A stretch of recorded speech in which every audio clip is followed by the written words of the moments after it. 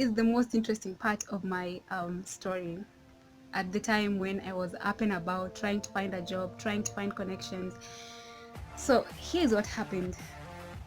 There's someone, a friend of my father's, who my father has known him for a while now. I don't know how many years, more than 10 I think. So that was somebody my father trusted. So he called me and he said, I'm going to try and find you a job where I work at company A. Okay, so I'm going to find you a job there. Just come and stay with my family. So I went. I arrived on that first day, and I just didn't know that, what I didn't know was that he had other plans in mind. So this job, I mean, I even feel embarrassed talking about it, but I'm just going to talk about it. Wait. So and it was, he had a very big family, a family of about 10 people at least. So I knew I was safe. So I went. I came to realize that he was going to give me a job on condition that I meet his demand.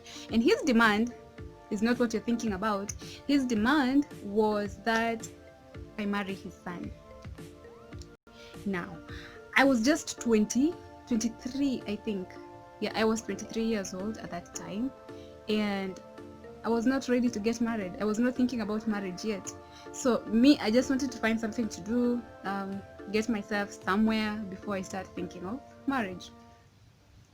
And even if I was to think of marriage at that time, I just couldn't see myself with this guy. Okay, let me start from this point. Okay, so he has this son that he thinks is not very good looking. Sorry.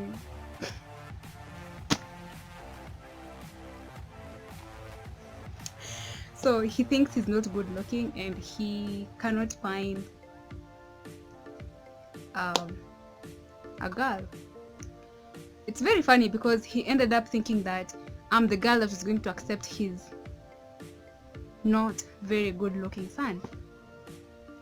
And I don't know, it was not good, because he, first of all, the way he was describing everything, he said he wanted his son to marry a girl from a stable family. Yeah, I'm from a stable family, that's okay, but his son is from a family that has been broken up to 3 times now. Okay, because the current wife of that man is the 3rd wife. Okay, so I come from a good family. My parents are together, and it's a happy family, it's a wonderful family. So this man wants me to marry his son because I come from a proper family, but his son does not come from a proper family. How selfish. I stayed there for about a few weeks, and I thought, what in the hell am I doing here? So I decided I would go back home. When I told them I want to go home, they were like, when are you coming back? They didn't want to let me go. Like, seriously, they didn't want to let me go. Me, I'm here. I do not want to marry a son that is termed as ugly by his own father. I didn't want to marry a son that comes from a messed up family, because I mean, if you can bring up the fact that you don't want your son to marry from a messed up family, and you're a messed up family, then I don't want to be manipulated, because it was out of, I didn't decide that I wanted to be with this boy. So yeah, I felt manipulated, and so I decided to go back home. And when I decided to go back home, I said that I would go home with all my clothes, because I had this suitcase. It wasn't that big, but it was big enough. So when I said I'm going back and I'm taking my suitcase with me, they told me, no, you can't take it because you're coming back. And I can't say no, I'm not coming back, because I didn't want them to feel that way.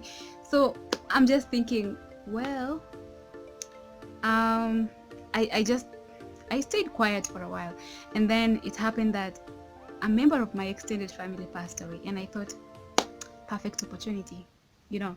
So I thought, let me go home and say that I'm going for the funeral, and then not come back, and then I will ask them to send me my bag and things like those.